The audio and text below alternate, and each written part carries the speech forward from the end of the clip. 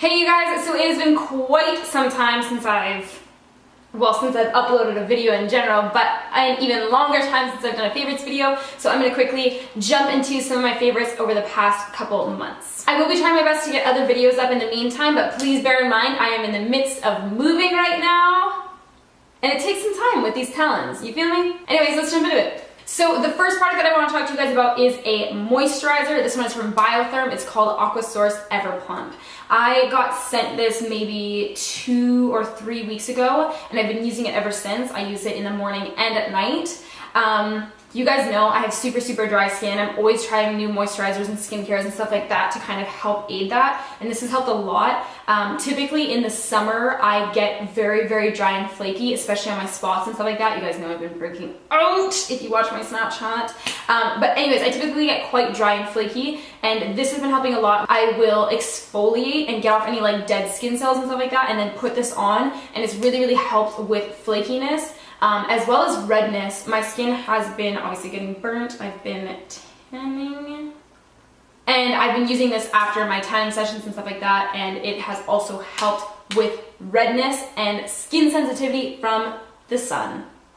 Tanning bed. When I first got this, I wasn't sure if I was going to like it or not because it looks like a gel, and I typically shy away from gel moisturizers, but it does feel really nice and creamy on, and it soaks into my skin really nicely. A lot of the times with gel-like moisturizers, I find that they just kind of feel sticky and tacky, and they don't seem to actually absorb into my skin. That is not the case with this one, although it does feel more lightweight than a super creamy, thick moisturizer, which is nice. Also, it smells great. Always count on me to come in clutch with the smell factor. The next product I'm going to be talking about is the Anastasia Glow Kit in Sun Dipped. This was sent to me a month ago. I talked about this in my new product chit chat video, and when I did, I talked about the fact that I would never use these two colors, but mostly the bronze one. I'm eating my words now. I actually have been using the bronzer one when I'm more tanned, and basically I'll just put it on underneath my bronzer, like a matte bronzer, just for a little bit of extra glow. I've been using this non-stop. I just am so in love, so deeply in love. The next product I also talked about in my new product chit chat video, and that is the Anastasia Modern Renaissance palette. You don't understand. You don't understand. I just feel this was made for me.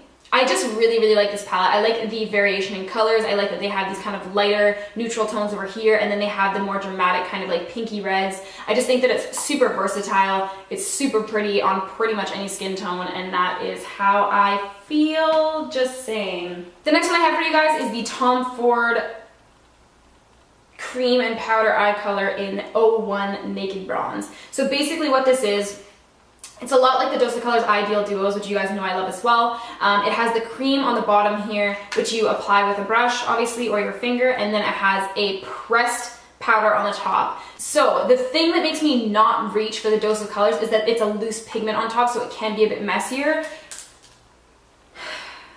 I love that this is a pressed pigment. It's so much easier to use, it's so much less messy, and it's just so beautiful and stunning in my heart. The only downside to this, obviously, is the price. I'm pretty sure this was like $70 or something ridiculous like that. So that's really horrifying. There is a really good amount of product in here. I don't think you would ever run out of this, but still $70 is quite a bit for a bronzy, shimmery eyeshadow that we can probably find somewhere else. You know what I mean? The next thing I have for you guys is from Estee Edit. It's the Flash Illuminator in Heat. I picked this up from Sephora. I keep going over to the Estee Edit line and being like, no, Estee Lauder, you can't do this. I'm not gonna fall for your marketing scheme. And then I pick something up every time. This is just a really nice illuminator. It's not so intense and heavy like a lot of illuminators that are out there right now. So if you're looking for something that is nice and glowy and pretty, but not so intense that it's like, whoa, shit, flashback into my eyes, I would recommend this one. It's also a fairly neutral color that will go pretty well with pretty much any skin tone. The only skin tone that I can see it maybe not working that much for is if you were super pale. But even then, I think it's worth a swatch because it's just a really nice, pretty looking highlight. Okay, I have like a lot of highlighters in this favorites video. I don't really want to talk about it. This is the Marc Jacobs Highlight Stick in Spotlight. I think I talked about this in my chit chat video too. Wow, repeat of the century. Anyways, this is so beautiful. It looks like a deodorant stick. It's a little cream highlighter and it just pains me. It pains me. I think I posted about this on Snapchat and I probably talked about it on Periscope a couple times as well. It just makes your skin look so glowy and beautiful. The only thing that is a downside for this for me is that it doesn't layer super well. It seems to go a little bit patchy when you layer it. So if you're somebody that can't not set your highlighter, this might not be for you. But if you can go without setting it, oh my God. It's the most beautiful thing ever. I typically apply this with a beauty blender, so I'll take my damp beauty blender and I will just rub the small end of it and just kind of like dot it on with a beauty blender. You could use your fingers, you could use you know, a brush if you wanted, and Jamie, I know she just kind of like taps it right on right from the stick. Personally, I find that I get the most even application with a beauty blender. Up to you, toy around with it. Next thing is the Goof Proof Brow Pencil from Benefit. I talked about this in another video as well. I've been using this every day. I think I said in my other video as well that when the ABH Brow Definer came out, I just could not get it to work for me. I didn't like it. The formula wasn't right. It just wasn't something I would ever use. This is just so good. I just will put this right through the front of my brows, and I still finish up the corner of my brows with dip brow for a more dramatic look, but I just like how natural this looks. It's the perfect consistency in my opinion. It's not too waxy, it's not too creamy, it's just like right smack dab down the middle. So it applies very evenly and not too pigmented right out the gate, which I personally like in a brow product. I don't want something that's gonna be so pigmented as soon as I put it on my skin that I'll have the worst time trying to blend it out and make it look more natural. So yeah, I'll put this through the front of my brows and just brush it out with a spoolie, and then it's like easy peasy. My only beef with this is that I do feel like it is a little bit expensive. I believe this retails about $30 Canadian, and that is pretty expensive to me for a brow pencil because I personally run through brow pencils very, very fast. So that's the only downside for me. This is a product that you guys are gonna be like, what the fuck, where did this come from? Because this came out so long ago. But this is the Guerlain Terracotta 4 Seasons in 03 Natural Brunette. It is a bronzer. It looks like this. It has 4 shades in it. When I first got this, I really didn't like it. I didn't think much of it. I don't think I talked about it at all because I just was like, I just didn't see why people were raving about it, because I know that when these first came out, everyone was talking about them like crazy, saying they were the best. Oh, fractured tailbone. When it comes to things like blush and bronzer, for me, I really don't change them up that often because I just feel like it's one of those things like when you find one that works for you, you just end up using it all the time, and it just, to me, I don't really feel the need to keep changing up my products. So I don't know what made me dig this out of my makeup drawer, but holy shit, I've just been using it ever since. I really like the fact that there are the 4 different colors in here. When I am less tanned, I use the 2 lighter shades, and I also use this shade here for nose contouring because it's not too warm. And then when I'm more tanned, or if I want a little bit more of a defined contour, I do go into the darker shades or mix them all together. The first thing you'll notice if you have this or if you are going to pick it up is that it is not super pigmented like we are used to. Personally, for me, when it comes to blushes and bronzers, I don't want them to be super pigmented now at this point in my life. Back a couple years ago, maybe a different story, but I really do like a more natural kind of bronze and contour lately, and so I have been kind of going after things that are less pigmented, so it's not going to be this crazy amount of color that's really hard to blend out. I know a lot of you guys struggle with stuff like that when it comes to contouring and bronzing and stuff like that.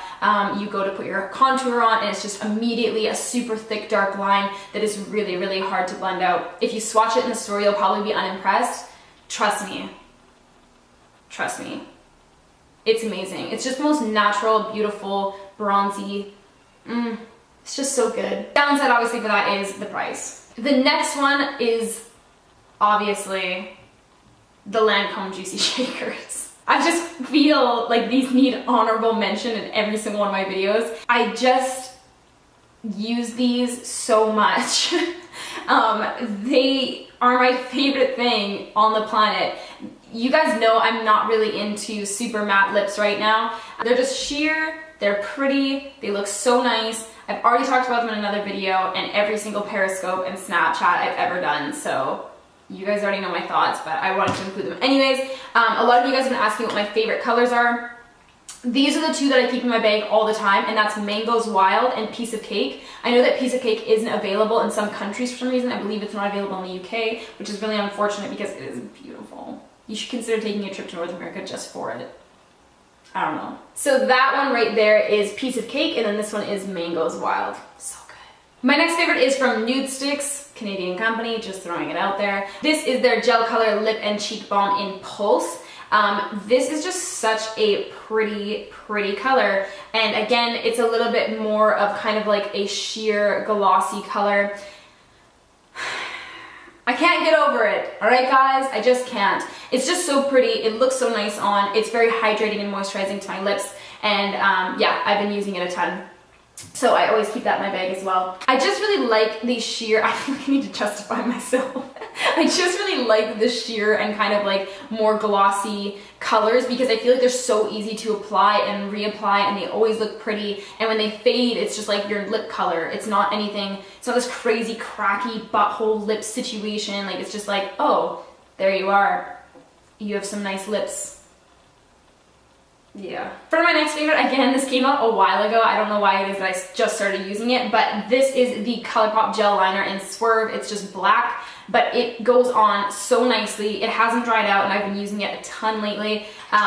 It's super dark. It stays on really well. It blends out really nicely. It's just a good gel liner, and it's super cheap, so I can't complain with that. I've been using this in its entirety. Typically, I will apply this to sketch out and do the bulk of my liner, and then I will go over top with a liquid like the Kat Von D Trooper just to clean up any lines if I so desire. But yeah, I've been using this like crazy. I know that in my favorites videos, I typically don't talk about products I dislike.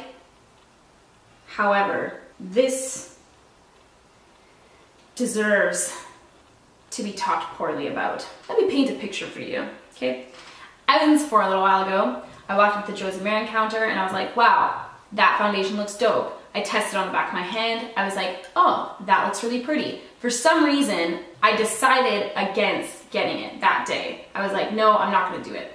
I thought about this foundation for probably a week, and I was like, man, I should just pick it up. It looks so nice on the back of my hand. I love trying new foundations because you never know when you're gonna find your holy grail. And then I was watching Jaclyn Hill's Snapchat, and she was like, this foundation is so dewy, like I actually have to powder it, like I don't even know what to do here. And I was like, tell me that's the Josie Maran Vibrancy Foundation. And it was, and I was like, sign me the fuck up. Anything that Jaclyn Hill has to powder, that's my foundation, man. Sign me up. Dewy as can be, please, absolutely. I'm there like a fucking dirty shirt. So I picked up the Josie Maran Vibrancy Foundation. I can't even describe to you how shit this is. This makes me angry, almost. It is just so unexplainable. I just can't even really describe the ways in which this foundation sucks balls. It's so... No, it's not dewy. It doesn't even deserve the word dewy attached to its name. It's greasy. It is greasy. It's so bizarre. It feels nice on the skin, but it is like thick. Like the greasiness of it makes it look so thick and cakey and unbelievable, and it's literally like impossible to blend out that texture. There's many foundations that if you apply them in a certain way, they can look more dewy. For instance, if you apply it with a damp beauty blender, sometimes you can make it look more dewy, more sheer, whatever. There's no way to apply this foundation that makes it look flattering, in my opinion. The only person that I can see this working for is someone who has already entirely flawless skin, and if they use just like a drop of it and just sheared it out because they want it to look like super glowy, that's the only time I can see this foundation working. If you're looking for any amount of like coverage, or you're somebody that has any kind of skin imperfections, this will not work for you. I can almost guarantee it. It is the worst. It's the worst foundation. It looks so bad. Like, I was like appalled, and I wanted to love it. I didn't go into this being skeptical. I didn't go into this being like, oh, this is gonna be shit. I was like, this is gonna be the best. It's gonna be my favorite new foundation. I'm gonna love it. I tried it on the back of my hand. I loved how it looked. Holy crap, it's the worst. It's the worst. Anyways, So that is everything, you guys. Let me know what products you've been loving. If there's anything I desperately need to pick up, let me know. Let me know what you'd like to see next in the comments below, and I will get back to you. All right, guys, peace out.